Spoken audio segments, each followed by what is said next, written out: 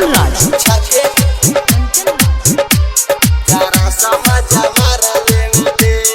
नीम चौक चौसीमा वैशाली। रे छोड़ी मकई में ओढ़नी बिछा के जरा समझ मार लेवे दे,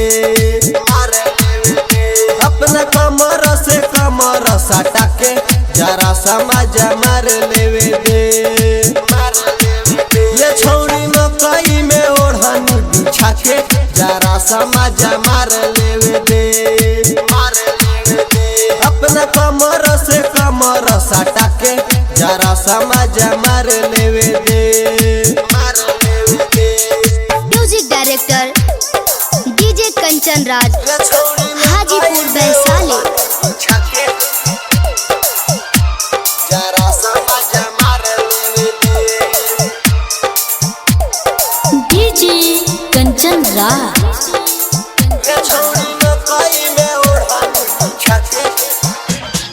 नीम चौक चौसीमा वैशाली।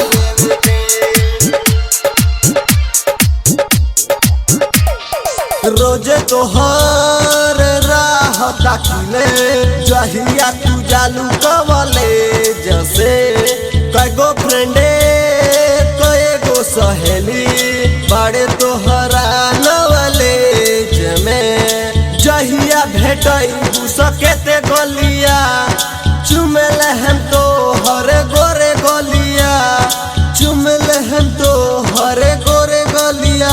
चोचा से चोच तू हमसे लड़ा के जरा समझ मार लेवे दे,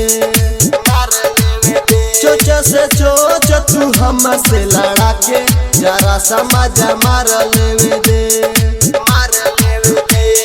music director DJ Kanchan Raj Hajipur Vaishali.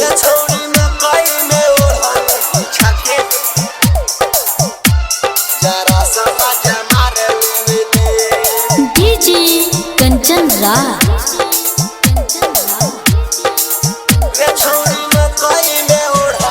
नीम चौक चौसीमा वैशाली।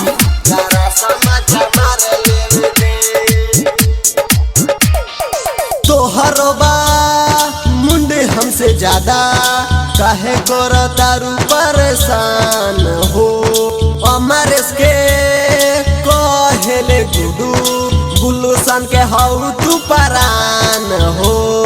धीरे धीरे पास आवना उठवा के रस चिखावना, उठवा के रस चिखावना।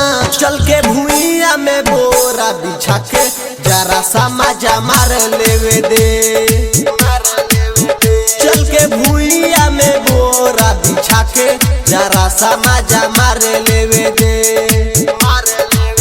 ये छोड़ी मकई में ओढ़नी बिछा के जरा समझ मार लेवे दे, अपना कमर से कमर सटा के जरा समझ मार